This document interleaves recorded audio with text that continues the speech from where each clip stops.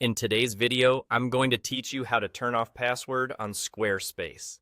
If you've been sharing a temporary password to let people preview your site and you're ready to remove that extra step, this quick walkthrough will show you exactly where to make the change. We'll keep it simple and clear, so you can get your site accessible the way you want in just a moment.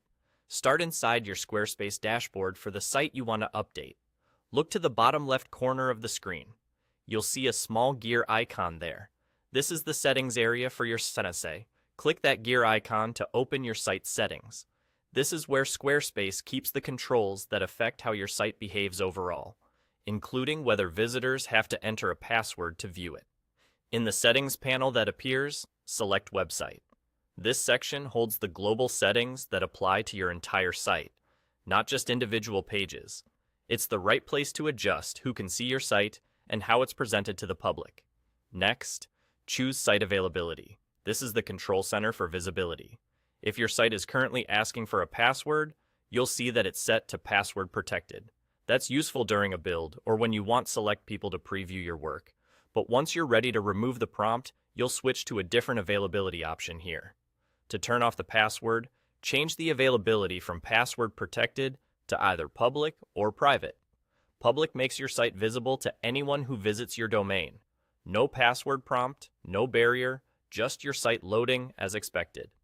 This is what most people want once a site is ready to launch. Private, on the other hand, removes the password prompt but hides the site from general visitors, allowing only site contributors who are signed in to access it. That's helpful if you're still working but don't want to distribute a password. After you select the option that fits your needs, your change takes effect right away. If your browser had previously loaded the password screen, a quick refresh will usually show the update. If you want an extra level of certainty, you can open your site in a private or incognito window to see how it appears to a first-time visitor, and that's all there is to it.